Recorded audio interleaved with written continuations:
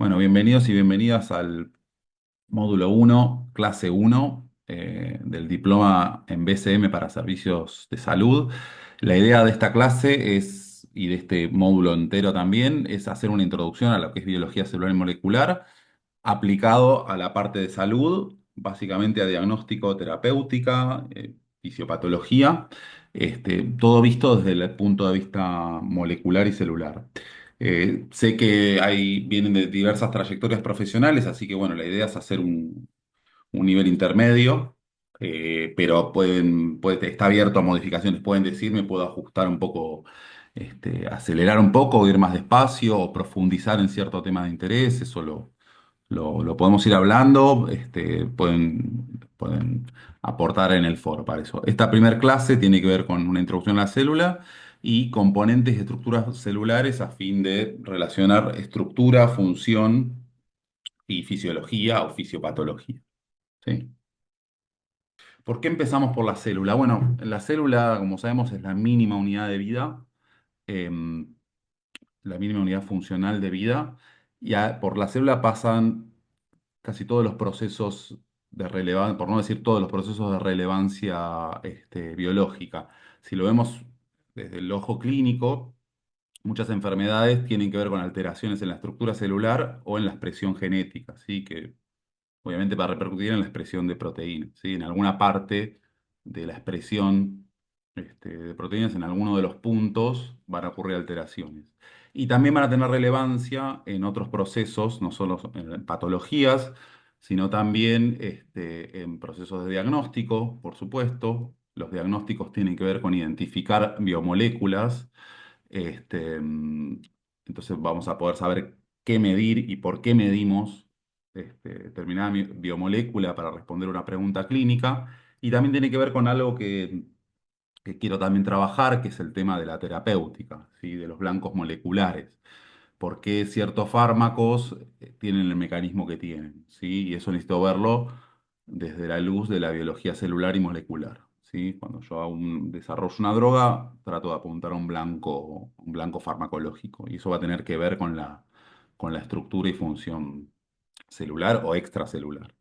¿Sí? ¿Qué vamos a ver en esta clase en particular? Bueno, vamos a arrancar por diferenciar las procariotas de las eucariotas, ver algunas diferencias que tienen que ver que son importantes en la clínica, en la terapia, eh, y luego vamos a empezar a entrar en las estructuras celulares y en las organelas celulares, ¿sí? Hacer un recorrido por cada una, por las más importantes, describirlas y tratar de ir asociándola a esto que digo siempre de la terapéutica, del diagnóstico, de la fisiopatología.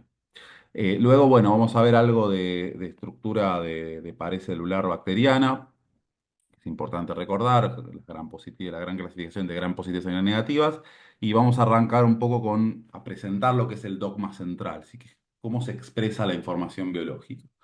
Y también algunas cuestiones también vamos a introducir a lo que es el ciclo celular. Y luego, bueno, va a estar habilitado el foro, va a haber alguna bibliografía ahí por si necesitan reforzar algo, y un pequeño cuestionario que se autocorrige ahí en el campus, como para chequear que están esos conocimientos mínimos. Como les digo, en el foro pueden plantear si quieren profundizar en algún tema, o si quieren ajustar un poco el nivel de las clases. Bueno, lo primero que tenemos que saber diferenciar es procariota-eucariota. Las procariotas son las células más sencillas porque vienen evolutivamente antes. En la historia evolutiva, en la historia de la biología, aparecen primero las procariotas. Entonces, lo que tienen no solo son más pequeñas, sino que la información genética es más eficiente la organización, tienen menos genes. Tienen una de las diferencias más importantes, que no están compartimentalizadas. Una procariota es como una pyme. O sea, tiene todo lo que ocurre, todos los procesos moleculares que ocurren en su citoplasma, ¿sí? En el interior. Y no hay una división de tareas espacial, cosa que sí ocurre en la célula eucariota. La célula eucariota aparece después, evolutivamente, por la endosimbiosis, o sea, dicho en términos coloquiales, porque una célula procariota se come a otra y empiezan a diferenciarse en funciones. Entonces resulta que hay una zona donde está la información genética, otra zona donde se expresa esa información, otra zona donde se produce la energía, otra zona donde se degradan compuestos, etcétera. ¿Sí? Entonces acá reside las diferencias más grandes entre la célula procariota y eucariota. Las procariotas, bueno, son las bacterias y las eucariotas, son las levaduras, las células animales, las células vegetales, etcétera. Otra cuestión también es que, además de ser más pequeñas, las células procariotas y más sencillas, términos funcionales, eh, tienen pared celular, que no todas las eucariotas tienen pared celular, y son unicelulares, o sea, un individuo es una célula.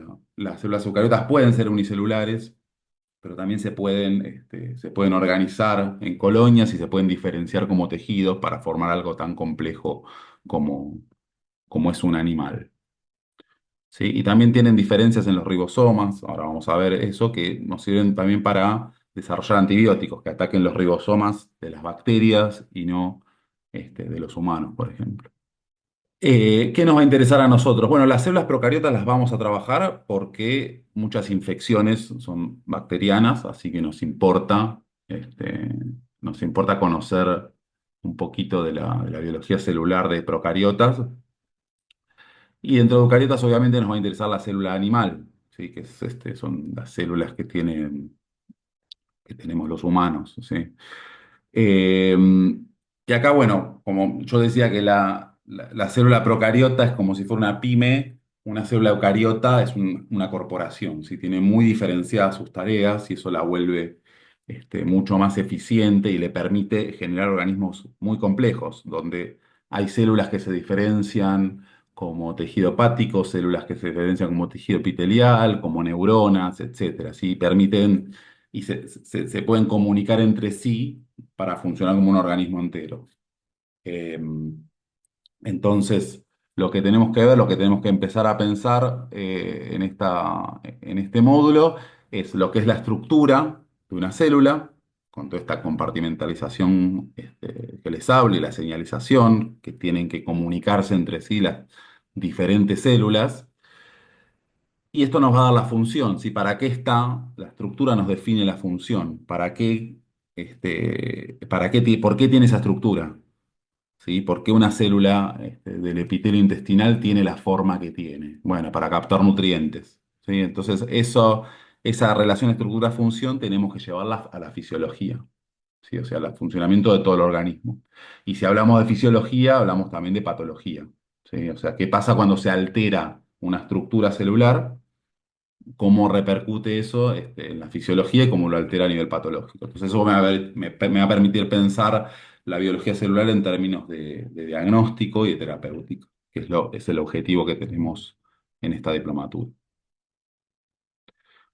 Bueno, acá hay esta tabla es para que la tengan nomás, para mirarla y ver lo que es estructura-función para distintas organelas celulares. Ahora vamos a ir una por una. Solo para darles la información. Y una de las cosas más importantes, y por la que quiero empezar, es la membrana plasmática. Así que todas las células tienen una bicapa formada por lípidos y también por proteínas y por otras biomoléculas, fosfolípidos y otros lípidos, por ejemplo, como el colesterol, en el caso de las membranas animales. Y la membrana lo que tiene es que es la barrera con el exterior, ¿sí? Es lo que separa el interior de la célula que está regulado, que tiene su homeostasia, que tiene su potencial redox, su concentración de sales, que tiene todos los procesos súper controlados con el exterior, donde puede pasar cualquier cosa, ¿sí? Esto aplica para una célula animal en su contexto extracelular, como también para una bacteria que está en una placa de Petri o en una muestra de agua contaminada o en un alimento. La membrana es la que separa el exterior del interior, ¿sí? La membrana es un líquido porque es un líquido que en una dirección funciona como líquido porque los fosfolípidos tienen difusión lateral, entonces se mueven, pero del interior al exterior funciona como si fuera un sólido, ¿sí? Porque hay cosas que deja pasar y cosas que no, ¿sí? Entonces ese es un líquido bidimensional. Este, entonces, tiene cierta permeabilidad, es semipermeable, o sea, hay moléculas que pasan y moléculas que no, y moléculas que tienen que ser controladas de alguna forma, tener un transportador para pasar. Eso permite que la célula regule lo que entra y lo que sale. ¿Sí? Es como es un gran sistema, una gran barrera con un patobica que deja pasar lo que tiene que dejar pasar y deja salir lo que tiene que dejar salir. Cuando esto se altera, por ejemplo, el alcohol, el etanol, el alcohol que se toma altera la fluidez de la membrana y permite y tiene ciertas consecuencias a nivel neurológico, porque se altera esta fisicoquímica de la membrana. ¿Sí? Entonces una estructura muy, pero muy compleja en la célula. Bueno, hay los que pasaron por biología celular seguramente vieron el modelo del mosaico fluido, que es lo que les contaba, que la membrana tiene una difusión lateral, o sea, se mueve como un líquido dentro de la membrana, hacia afuera no, pero dentro de la membrana se mueve como un líquido. eh, y hacia afuera genera una barrera. Entonces, por ejemplo, hay cuestiones que tienen que ser mediadas por receptores, que es uno de los blancos más importantes en la farmacológicos son receptores, o sea, uno trata de modular un receptor para que genere una señal hacia adentro de la célula. Pero bueno, también a lo largo de los años surgieron otros modelos para explicar cómo funciona la membrana y tenemos también lo que son las balsas lipídicas o lipid raft, que son pequeños dominios en la membrana donde se agrupan proteínas, colesterol y ciertos tipos de lípidos y me permiten facilitar los procesos de señalización y también lo que se conoce como el picket fence o valla de estacas. Este, donde este movimiento lateral de líquido que yo les digo está en algunas zonas está restringido, ¿sí? Así que la membrana esto lo cuento nomás para mostrar que la membrana es una estructura súper compleja, ¿sí? No es como la membrana que se ve en los libros, que es simplemente una barrera que deja pasar, una barrera semipermeable, que deja pasar algunas cosas y otras no. Tiene muchísimas funciones, de señalización, de transporte y de movilidad. Otra estructura muy importante que está en las células animales es el núcleo celular, las células eucariotas. ¿Qué es el núcleo celular? El núcleo celular es una estructura que contiene el ADN. Y el ADN es lo que define a ese ser vivo. ¿Sí? El ADN nos dice cómo somos porque desde el ADN se expresa el fenotipo. ¿Sí? El fenotipo es una combinación de ADN más ambiente. Entonces, toda la información que necesita la célula para funcionar está ahí protegida en el núcleo, ¿sí? Tiene que estar protegida porque cualquier alteración, vamos a ver qué pasa cuando se altera esta información genética. Y vamos a ver también que es necesario que se altere este, para que pueda seguir funcionando la evolución. ¿Sí? Cuánto se altera la información genética está regulado evolutivamente para tener el compromiso perfecto entre poder evolucionar y que los organismos sigan viviendo. Pero bueno, toda esta información genética está ahí metida en el núcleo celular y protegida en el núcleo celular. ¿Sí?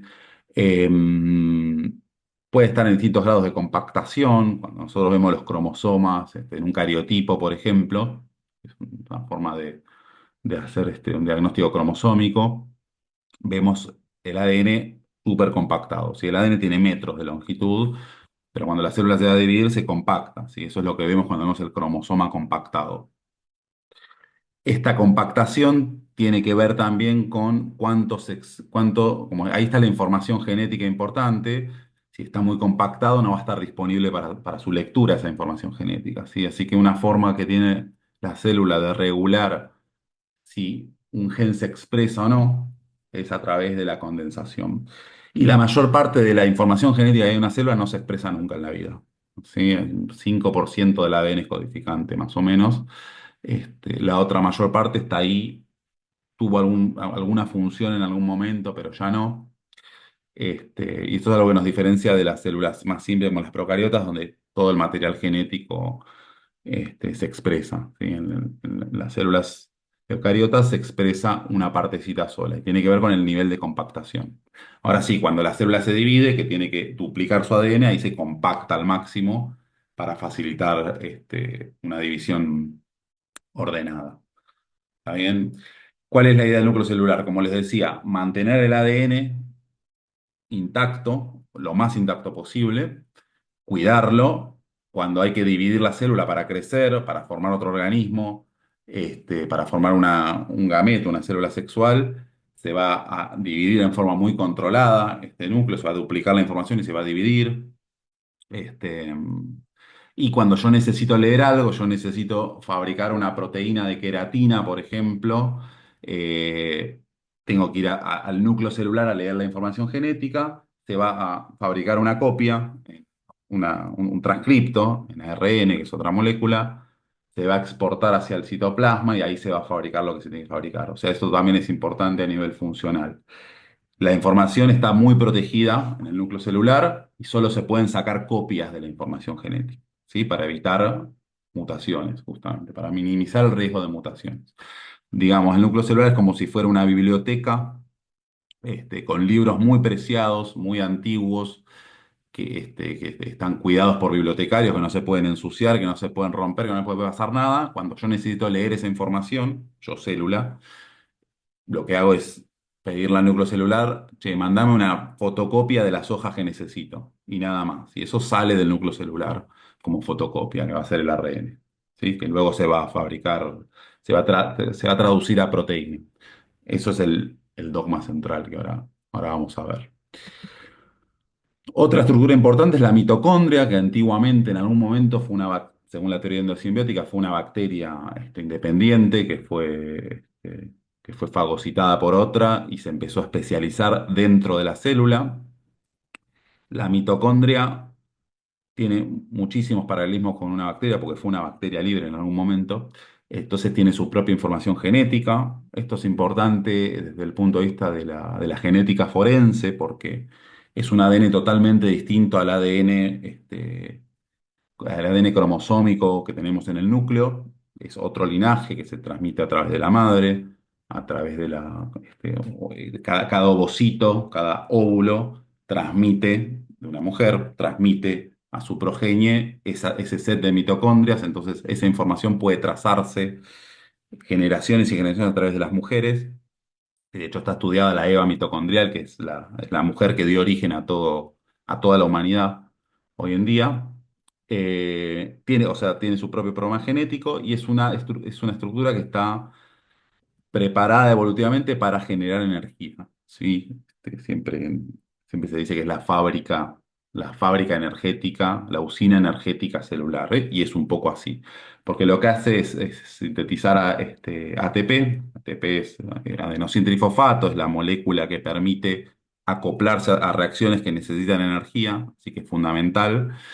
Y bueno, tiene una estructura que tiene estos pliegues adentro, estos pliegues que acá se ven en color azul, donde lo que ocurre es la cadena de transporte de electrones, ¿sí? Que lo que hace es fabricar, usando NADH, usando FADH2, fabricar ATP a partir de ADP, ¿sí? Y con eso generar energía. Esto a nivel, bueno, también, por ejemplo, tiene un rol en lo que es la preservación de la temperatura. También hay ciclos que genera la mitocondria para aumentar la temperatura corporal. Y hay muchas fallas asociadas a mitocondrias, que van a afectar obviamente a los tejidos que demandan mucha energía, ¿sí? Músculo, corazón, sistema nervioso. Así que todo lo que tenga que ver con problemas de energía en un organismo muchas veces está asociado a la mitocondria. Acá a la derecha ven una foto de microscopía electrónica de una mitocondria, donde se ven estos sacos que están acá, que es donde ocurre estas invaginaciones de membrana, donde ocurre este, la cadena de transporte de electrones, donde ocurre la síntesis del ATP. Bueno, otra estructura importante son los ribosomas, que son los encargados de sintetizar proteínas. Lo que hacen es leer una molécula de ARN. Ahora vamos a repasar el dogma central, pero yo les decía que tengo, yo necesito fabricar una proteína, voy al núcleo celular, le pido un transcripto con la información de la proteína que quiero fabricar, supongamos que es queratina. Del núcleo sale un transcripto, ARN, hacia el citoplasma, o sea, hacia el exterior del núcleo. Y lo que hacen los ribosomas es leer ese ARN, luego de un procesamiento que ocurre del ARN, y en base a lo que leen, fabricar proteína. ¿Sí? Así que son centrales en la función celular, en la expresión de la información genética, y son, como les contaba, muy diferentes, muy diferentes no, pero tienen bastantes diferencias estructurales. Están, desde el punto de vista molecular, son una mezcla de proteínas con ARN. Eh, pero hay diferencias notables entre los ARNs de bacteria y los eucariotas. Entonces, muchos antibióticos muy comunes que se usan hoy en día apuntan como blanco a los ribosomas, ¿sí? Como blanco bacteriano, porque uno de los desafíos más grandes que hay cuando yo diseño una droga, una terapéutica, una droga con un objetivo terapéutico, es que afecte solo al blanco que tiene que afectar. Bueno, acá hacemos provecho de eso atacando inhibiendo estos ribosomas bacterianos, ya que no afecta, son drogas que no afectan a los ribosomas eucariotas. Van a haber dos tipos de ribosomas. Uno que están libres en el citoplasma, entonces ahí se fabrican proteínas que son de citoplasma, y otras que están en el retículo endoplasmático rugoso. ¿Sí? Es rugoso porque tiene esos puntitos que son ribosomas. Lo vemos acá en la microfotografía. A la izquierda ven ribosomas libres. eh, de hecho, se ven esos puntos con el ARN que está leyendo. Y el de la derecha son ribosomas unidos al retículo endoplasmático rugoso, que lo que me permite es fabricar proteínas o que van para exportación, o sea, que se secretan, como puede ser una hormona peptídica, por ejemplo, o que van a la membrana, ¿sí? Que actúan como receptores que reciben señales del exterior y la transmiten adentro de las células. ¿Sí? Así que son muy importantes en señalización y son muy importantes también como blancos farmacológicos. Bueno, y ya que venimos hablando del retículo endoplasmático rugoso de los ribosomas, em, existe el retículo endoplasmático, es un sistema de membranas que viene del núcleo celular y podemos diferenciarlo en dos, en lo que sería el liso y el rugoso. Como dijimos antes, ya el rugoso, vamos a ver esos puntitos ahí que son ribosomas que están en este retículo endoplasmático. Entonces aquí se sintetizan proteínas que se pueden exportar hacia afuera de la célula o que van a la membrana. Como en su sistema de membranas, los ribosomas sintetizan proteínas, se sintetizan en ellas, se empaquetan y se exportan. ¿Sí? Y el retículo endoplasmático liso es una continuación del sistema, pero no tiene ribosomas, por eso es liso. Y participa sobre todo en lo que es síntesis de lípidos, ¿sí? Bueno, los esteroides también son lípidos. Y luego tenemos en esta misma línea el aparato de Golgi. El aparato de Golgi va a recibir, está separado el aparato de Golgi, es también un sistema de membranas, y va a recibir vesículas que vienen desde su lado cis, vesículas que vienen del retículo endoplasmático rugoso y va a realizar modificaciones, ¿sí? Por ejemplo, la glicosilación, la adición de azúcares, va a clasificar, va a empaquetar en vesículas para enviar a la membrana o para exportar hacia afuera de la célula. O sea, digamos, es un centro de distribución, ¿sí? De paquetes. Entonces, retículo endoplasmático rugoso, liso y aparato de Golgi forman parte del sistema de endomembranas. ¿Sí? El RER sintetiza proteínas para secreción o de membrana, o sea, de exportación de membrana. El REL sintetiza lípidos y aparato de Golgi es el centro de distribución. Bueno, después tenemos un grupo de tres organelas que son los lisosomas, endosomas, peroxisomas, que son importantes desde el punto de vista de la terapéutica, que lo que hacen es de que los lisosomas son vesículas, o sea, son pelotitas de membranas, que lo que hacen es, tienen enzimas hidrolíticas, degradan y reciclan pedazos de estructuras celulares que ya no están, que ya están viejas, que ya están deterioradas. Hay todo, en la célula hay todo un equilibrio muy delicado entre lo que se produce y lo que se degrada, ¿sí? Por ejemplo, en lo que es el equilibrio de proteínas, muchas proteínas se pliegan mal, o sea, se pliegan de una forma que no es funcional, entonces hay moléculas que están todo el tiempo corrigiendo esos errores de plegamiento o si es incorregible el error de plegamiento, la degradan.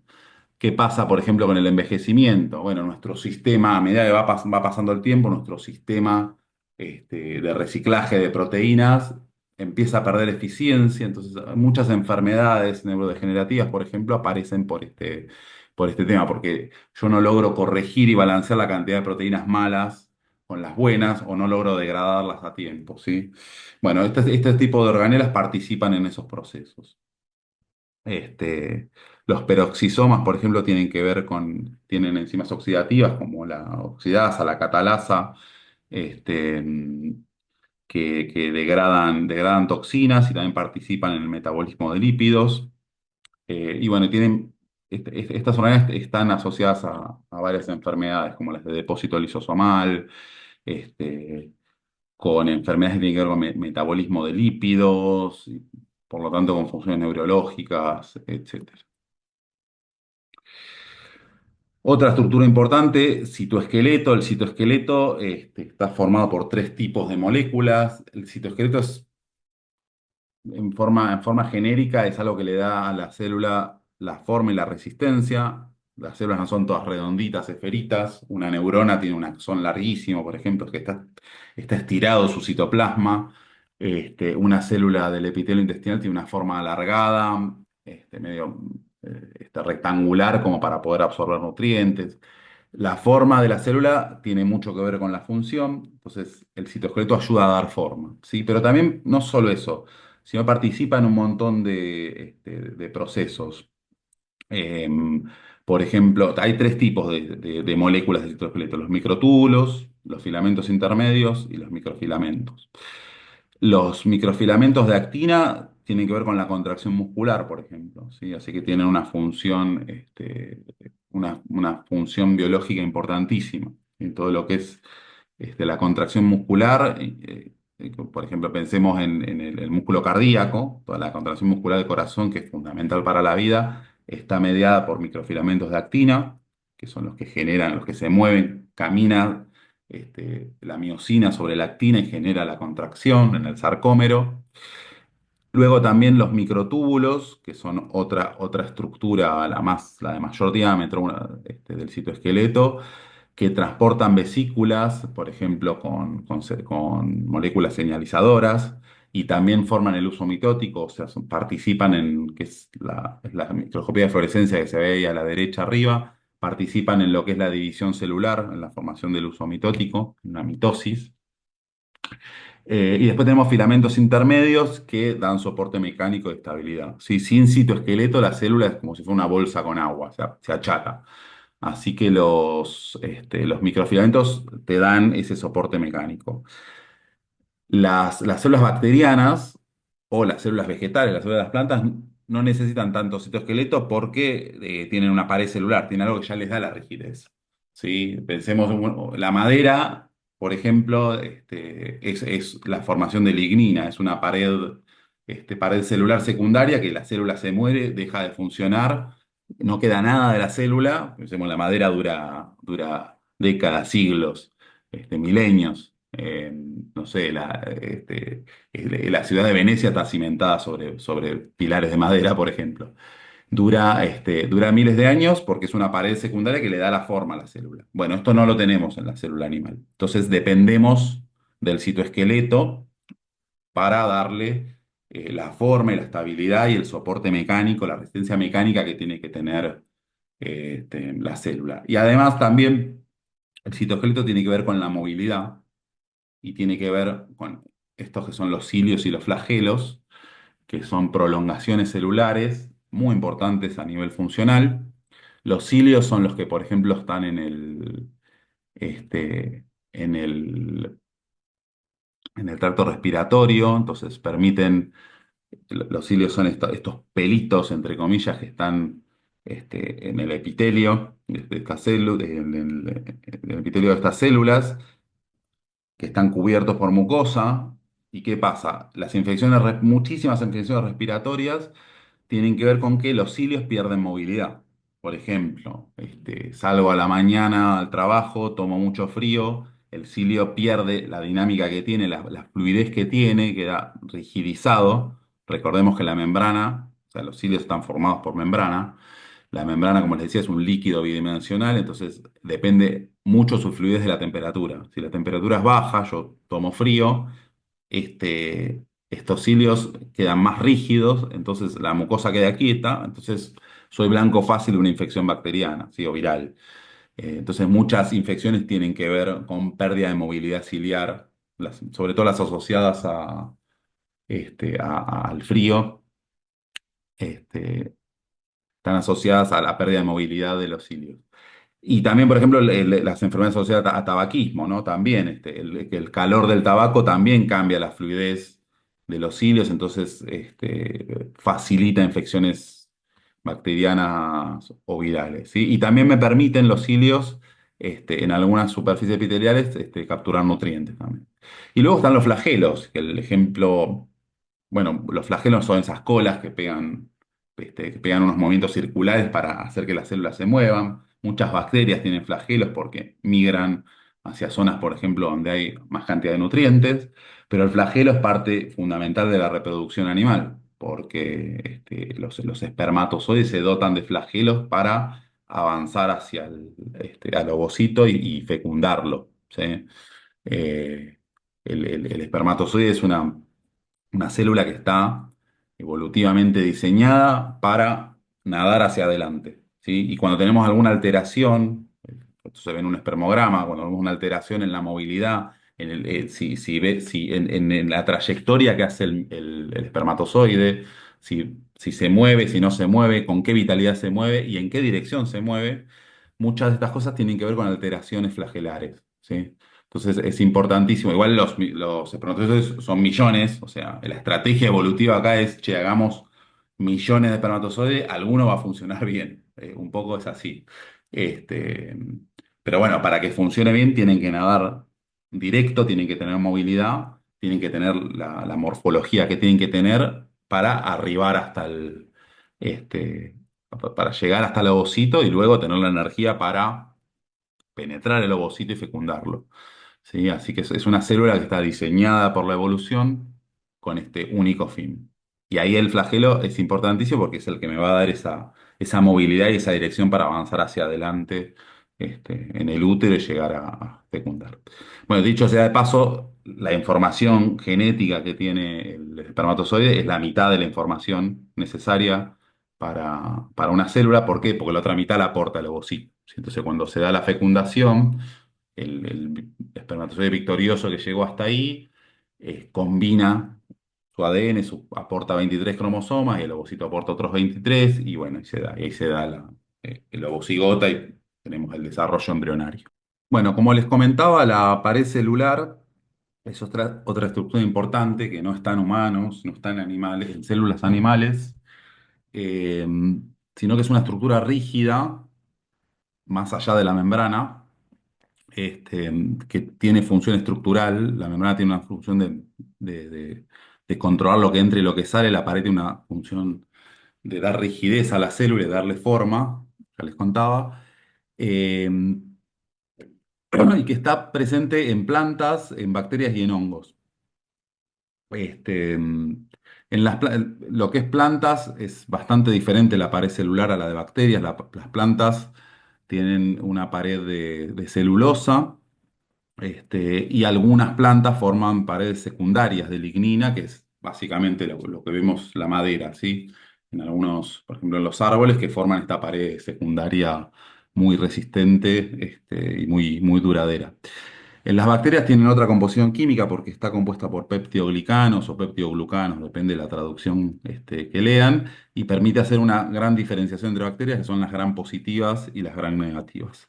Después, bueno, en esta imagen acá que ven de la bacteria a la derecha, se ve además que tienen los pili, que son estos pelitos, pili es el plural, pilum en singular, que no son cilia, son pelitos de proteínas, ¿sí? Son muy importantes en la virulencia, en la formación de biofilms, en la adhesión a células que infectan, también en el intercambio de ADN.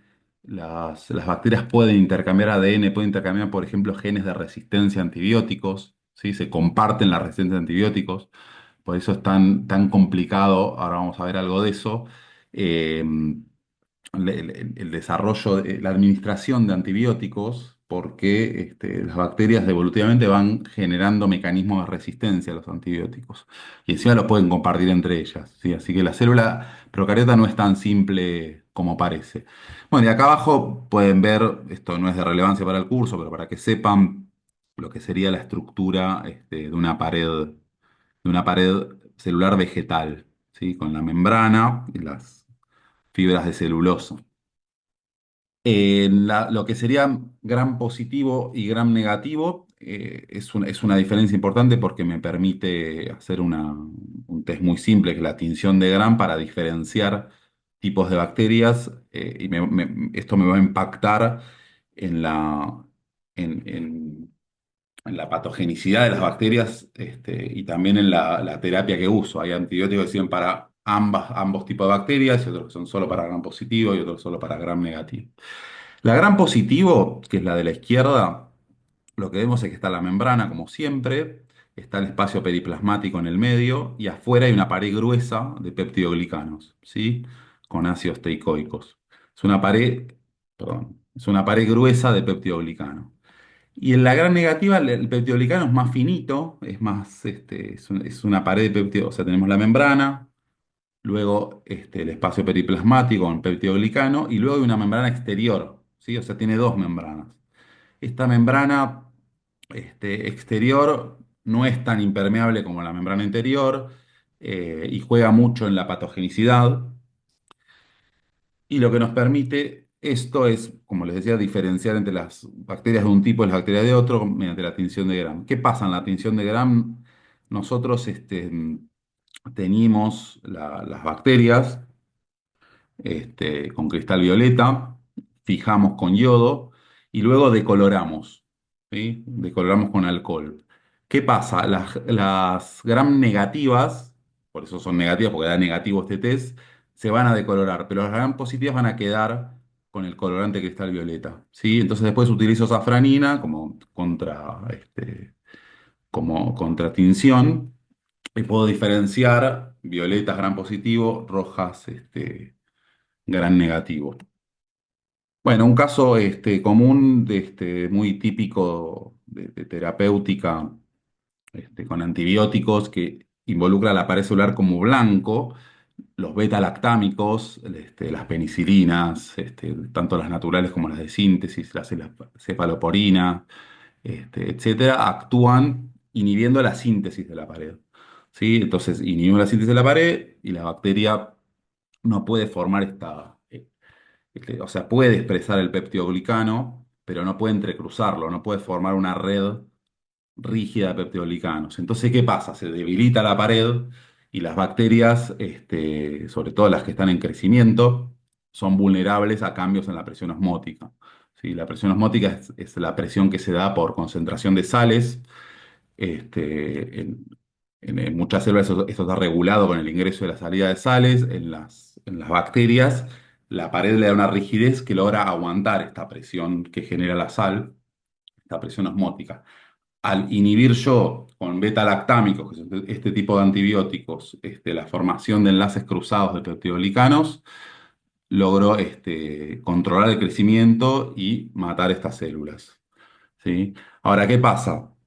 Como les decía, el desarrollo de antibióticos es una carrera contra la evolución, porque las bacterias que se reproducen muy rápido y mutan muy rápido, por eso es importante que el ADN esté protegido, pero no tanto. Pensemos desde el punto de vista de la bacteria, a la bacteria le conviene tener algunos errores en la reproducción, en la duplicación del ADN para lograr mutaciones. En esos errores, muchas bacterias se van a morir en esas mutaciones, pero otras van a generar mecanismos de resistencia. Y un mecanismo de resistencia, por ejemplo, es que se produzcan beta-lactamasas. ¿Sí? Muchas bacterias producen beta-lactamasas. Entonces yo le doy una penicilina, una amoxicilina, un beta-lactámico y la, la bacteria está resistente, rompe esa molécula.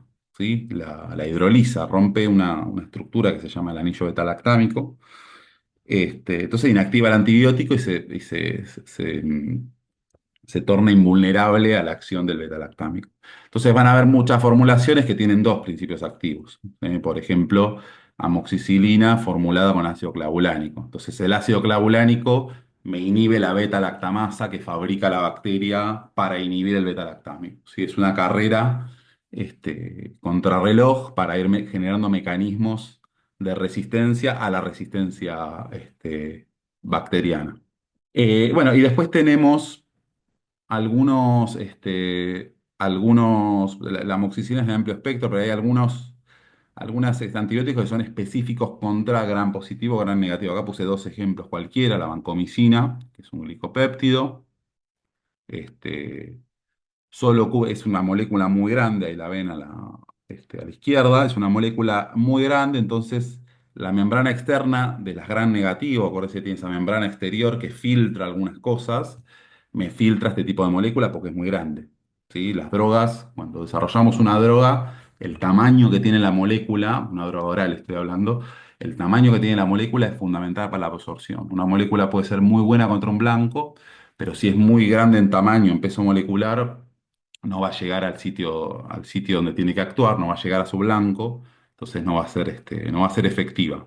Entonces acá se da esto, la vancomicina puede atravesar, puede actuar sobre la síntesis de la pared celular de las gram positivas, porque las gram positivas, como vemos en la figura, la de la izquierda, no tienen la membrana exterior, tienen esta membrana gruesa marrón de peptidoglicanos, pero la vancomicina no puede atravesar la membrana exterior de las gram positivas, negativas, perdón, que están a la derecha. Y también tenemos el Astrionam, que es lo mismo pero al revés, ¿sí? Acá, este es el anillo beta-lactámico, este cuadrado que ven acá con, con nitrógeno, puede, este, puede actuar contra las gram negativas, pero no contra las gram positivas. Y después tenemos otros antibióticos, eso es un grupo que actúa contra paredes celulares, pero hay otros que actúan, por ejemplo, como les decía, contra ribosomas, ¿sí? El ribosoma está formado por proteínas y por ARN y está compuesto por dos subunidades. En las bacterias, la unidad 50S y la unidad 30S, la citromicina, que es un antibiótico muy utilizado, lo que hace es bloquearme, inhibirme la síntesis de la proteína uniéndose a la subunidad 50S, ¿sí? Bloqueándola. Y un ejemplo muy diferente es la ciprofloxacina, otro antibiótico recontrautilizado, que lo que hace es bloquearme la duplicación del ADN. Cuando el ADN se duplica, hay una enzima que es la topoisomerasa, que lo que hace es cortar ADN y volver a pegarlo para relajar. Lo vamos a ver ahora en la clase de dogma central, pero lo que hace es relajar la tensión que se genera en la doble hélice al duplicarse el ADN. ¿Sí? Entonces relaja, corta, pega y va relajando la tensión rotacional que tiene la molécula de ADN. Y lo que hace la ciprofloxacina es inhibir esa enzima topoisomerasa.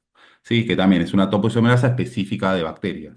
Los humanos también tenemos topoisomerasas, pero tienen otra estructura. Entonces, la cipro bloquea de esta forma la síntesis de ADN. Bueno, y así como hay diferentes, ¿por qué hay diferentes antibióticos que atacan a diferentes blancos? Porque obviamente cada bacteria tiene su forma de resistir a distintas drogas. Pues una de las cosas que es rutinaria en el laboratorio es hacer un antibiograma, que lo que hacemos es tratar de identificar contra qué fármacos es resistente o es sensible o tiene una sensibilidad intermedia, una muestra, ¿sí? Una muestra bacteriana. Entonces, no solo, el antibiograma no solo nos permite ver contra qué medicamentos son eficientes contra estos blancos, contra estas bacterias, sino también entender un poco cuál es el mecanismo de resistencia que tiene la bacteria, ¿sí? Entonces, por ejemplo, podemos ver si la bacteria está inactivando al blanco, como en el ejemplo que les daba con las beta-lactamasas. Puedo ver si recupero actividad antimicrobiana agregando inhibidores, ¿sí? Como por ejemplo el ácido clavulánico, inhibidores de beta-lactamasas. Puedo ver también si el fármaco está llegando a su sitio, pero hay mutaciones que la hacen resistentes. Puedo ver también, hay mecanismos que tienen las bacterias que lo que hacen es bombear la droga hacia afuera, o sea, la droga llega al blanco, llega a la bacteria, atraviesa las membranas y las paredes, este, pero es bombeada hacia afuera de la célula. Entonces no llega nunca a su blanco molecular. O sea, llega a la célula, llega al sitio que tiene que llegar la célula, pero no llega a su blanco molecular. ¿Sí? Entonces esto yo lo puedo ver en un antibiograma cambiando y estudiando la concentración mínima inhibitoria. Y también puedo ver algunos cambios que hay, algunas rutas metabólicas que se mutan, que cambian en las bacterias en respuesta al agregado de antibióticos. Entonces, lo que quiero decir con eso, acá no solo se guía qué tratamiento clínico hay que darle, qué antibiótico hay que administrarle al paciente, no antibiograma, sino que nos da indicios de qué barrera está involucrada en el mecanismo de resistencia. ¿Sí? Después esto se puede confirmar con diagnóstico molecular, con PCR, con otros estudios más avanzados. Bueno, y para terminar, algo que no quiero pasar por alto es que las células toman decisiones funcionales respecto a su destino, ¿sí? Entonces, una célula puede vivir y cumplir la función que tiene que cumplir en el tejido que tiene que cumplir, pero también puede tomar la opción de entrar en ciclo celular y proliferar, ¿sí? Como una célula de la piel, por ejemplo, que tiene que proliferar, como un glóbulo rojo que tiene que proliferar, este, diferenciarse, o sea, en el desarrollo embrionario tenemos células pluripotenciales o totipotenciales que van, a medida que el desarrollo va avanzando, se van diferenciando en distintos tipos celulares. Entonces, esa es otra decisión, entre comillas, que toma la célula. O pueden también activar la muerte celular, ¿sí? Cuando hay alteraciones en el ADN, cuando hay crecimiento descontrolado, cuando hay cosas que indican que una célula no está cumpliendo el rol que tiene que cumplir, la célula sola se elimina, ¿sí? O sea, programa su muerte en forma controlada, ¿sí? Es una muerte controlada, no es una necrosis, es una muerte controlada. Este, entonces, todo esto es un equilibrio muy fino entre proliferación, diferenciación y apoptosis. Y en los cánceres lo que tenemos es una alteración de estas rutas, de estos destinos por una cuestión genética, ¿sí? Porque se activan oncogenes, porque se inhiben genes supresores de tumores, por distintos determinantes moleculares, este equilibrio que es muy fino se desequilibra y puede llevar a formación de tumores y de cáncer. ¿Sí? Entonces, una de las formas que tenemos de analizar, de nosotros ver la estructura celular y a partir de la estructura celular hacer este, llegar a alguna conclusión clínica es la histopatología. ¿Sí? Cuando yo tomo una muestra de tejido y la observo en el microscopio, puedo ver que hay diferencias morfológicas. Por eso vuelvo al tema de la relación estructura-función, patología, lo importante que es. Yo miro, observo en el microscopio alteraciones estructurales y puedo tener indicios de que una célula de que un tejido está transformado, ¿sí? Y ver qué tipo de transformación tiene. Eh, Acá esto es un dibujo que está exagerado, pero si vemos en una microfotografía se ven alteraciones, por ejemplo, los núcleos de células cancerosas son mucho más grandes. ¿Por qué? Y porque la célula cancerosa está creciendo, está expresando un montón de proteínas, entonces vemos mucha actividad en el núcleo, vemos muchos ribosomas también. Pues pueden ver los ribosomas microscopía electrónica, se ven muchísimo más ribosomas que los normales. La forma cambia, ¿sí? Hay como, no tiene una forma, no hay una uniformidad en el volumen celular, sino que hay mucha heterogeneidad en el volumen celular y en la forma de la célula, porque se ven alteradas la expresión de un montón de proteínas. A veces se ven incluso cromosomas, de distinto número de núcleos, distinto número de cromosomas, ¿sí? O se ven agregados de células que no tienen las barreras tan definidas, ¿sí? Entonces esto lo podemos ver con un microscopio, ¿sí? Ahí estamos viendo estas alteraciones estructurales que dan lugar a patologías. Y un paso más allá es hacer la inmunohistoquímica, ¿sí? Buscar algún marcador molecular, alguna proteína que esté muy expresada en ciertos tipos de tumores. En este ejemplo es ER2, el ejemplo. Entonces marcarla. Entonces vemos la estructura celular y vemos si hay una gran cantidad de expresión con un anticuerpo este, de la proteína que estamos buscando, ¿sí? Entonces con esto confirmamos el diagnóstico. Bueno, para terminar, solo para introducirlo, este es el flujo de la información biológica, el mal llamado dogma central, porque no es dogmático, es científico, pero lo que vemos es que la información fluye desde el ADN, desde el núcleo celular, hacia los rasgos, hacia el fenotipo, hacia lo que observamos, ¿sí? Si una persona tiene el pelo ondulado, tiene rulo, tiene pelo liso, tiene ojos claros, ojos oscuros, esos son rasgos observables, es este fenotipo. También hay fenotipos patológicos, ¿no? Eso está dado por proteínas y estas proteínas, las proteínas que se sintetizan en una célula, están dictadas por lo que está escrito en el ADN. ¿Sí? Entonces el ADN, como les decía, está protegido ahí en el núcleo, sufre una transcripción. Cuando se necesita fabricar una proteína, se transcribe un ácido ribonucleico, un ARN mensajero, que se procesa, tiene un par ahí de transformaciones químicas para procesarse, sale del núcleo y los ribosomas se ensamblan y fabrican la proteína. Entonces, esto es universal, en todas las células ocurre, ¿sí? Con algunos cambios, pero es un flujo de información universal. Es un mecanismo evolutivo, es un mecanismo biológico que me permite a mí fabricar un montón de proteínas diferentes con un montón de funciones. Las proteínas están involucradas en la contracción muscular, están involucradas en el soporte, están involucradas en la señalización a través de hormonas peptídicas, en el almacenamiento de hierro, en todas las funciones, en captar la luz, por ejemplo, ¿sí? Para transformarla en una señal eléctrica y poder interpretar, poder ver. Este, y todo esto está codificado en el ADN. Por eso el ADN nos tiene la información para fabricar un individuo en particular, ¿sí? Una persona en particular, una especie en particular.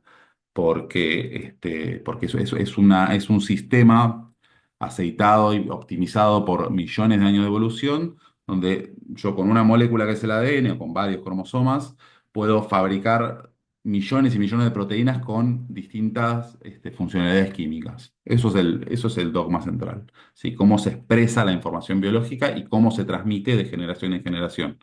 Porque está no solo cómo utilizar la información biológica, o sea, que yo para fabricar tal proteína necesito ir a leer tal gen, sino que además de eso tengo que transmitirlo de generación en generación. O tengo que reparar tejido porque tuve una lesión, entonces tengo que fabricar células nuevas. Así que el ADN tiene que tener el punto justo, la estabilidad química justa, para poder ser leído, para no mutar, no cambiar mucho y para transmitirse de generación en generación. ¿Sí? Ese es el flujo de información biológica, ADN, ARN, proteína.